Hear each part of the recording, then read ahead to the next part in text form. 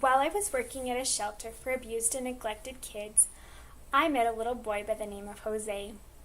Jose was a happy 2-year-old that loved puppies and Thomas the Train. Staff members got to know Jose pretty well over the several months he lived at the shelter, until he was returned to the care of his mother.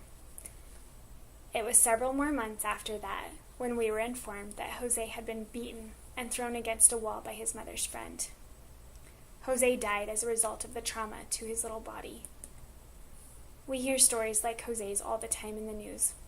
We see children being left alone in cars for hours while the parents run into the store.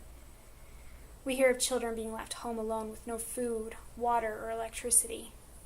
We also hear of the more serious stories of children being locked in closets for years, and some even being treated as though they are an animal. These stories are tragic, and all come from people failing to protect the children. The dictionary defines protect as to keep someone or something from being lost or stolen, to cover or shield from exposure to injury, damage, or destruction. Naturally, we want to protect what we value most. As adults, we have lots of things we want to protect, but the most important should be that of protecting children. Dr. Seuss, author of many children's books, stated in the book, Horton Hears a Who, "A person's a person no matter how small."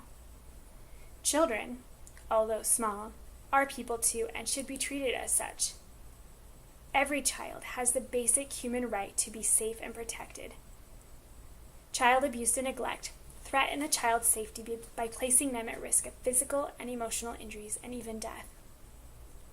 Child abuse and neglect occurs in all cultural, ethnic, occupational, and religious groups. According to the Department of Child Welfare, in 2013, almost 3 million children were reported to have been hurt or abused in some form. That is a lot of children not being protected. Child abuse occurs when someone who is in the position of trust or control threatens or causes physical or emotional harm to a child. This harm may be in the form of neglect, physical, emotional, and/or sexual abuse. Each of these can be and are serious threats to children. According to Child Help, in 2012, there were 1,640 children whom died from maltreatment. That's an average of 4 children dying each day because they were not protected. The U.S. Department of Health and Human Services reported a shocking 70% of those deaths being children under the age of 4 years old. Protecting children is not just about protecting our own children, although that is a good start, but should include all children we come in contact with. Sister Margaret S. Lifrith, a member of the Primary General Presidency, said, "We know that nothing can replace a righteous family in the life of a child. But in today's world, children will not only need a devoted mother and father, but they will need each of us to protect, teach, and love them. This makes it each of our responsibility as adults to step up and protect all children. Children, like all humans, have needs. However, children have more complex needs than adults. This often requires adults to meet the needs of the child because the child cannot do it for themselves. Those needs include physical, social, mental, and emotional. When those needs are not met, the child will not feel protected." Elder Dallin H. Oaks said, "I cannot speak for the welfare of the children without implications for the choices being made by citizens. We are all under the Savior's command to love and care for each other, and especially for the weak and defenseless. Children are highly vulnerable. They have little or no power to protect or provide for themselves, and little influence on so much that is vital to their well-being. Children need others to speak for them, and they need decision makers who put their well-being ahead of their selfish adult interests.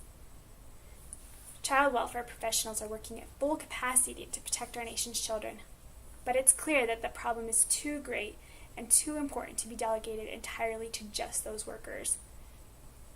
Anyone who suspects a child is being abused or witnesses a child being abused is to report the abuse to the proper authorities. The National Child Abuse Hotline is available 24 hours a day, 7 days a week, and is always there to assist when needed." President Thomas S. Monson has said of child abuse, The church does not condone such heinous and vile conduct. Rather, we condemn in the harshest of terms such treatment of God's precious children. Let the child be rescued, nurtured, loved, and healed. Let the offender be brought to justice, to accountability for his actions. When you and I know of such conduct and fail to take action to eradicate it, we become part of the problem. We share part of that guilt.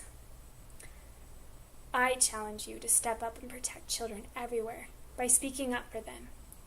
We need to be more aware of and educate ourselves on what to look for. Listen to what children have to say.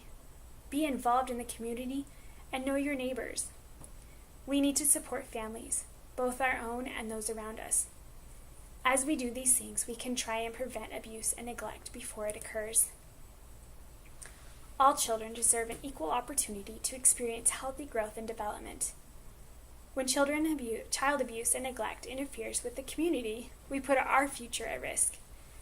These small, precious children are the future.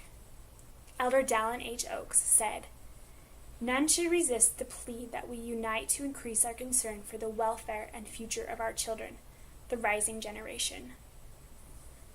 The future prosperity of any community depends on its ability to foster the health and well-being of the next generation.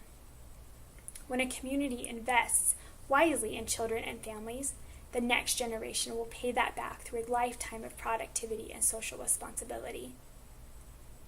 They need us to make an effort to help them. Every child has a right to be protected, and they need us to shoulder that responsibility. Whatever role you have in their lives, let that be the role of stepping in and protecting them as needed. We may not be able to save every child, but we need to try.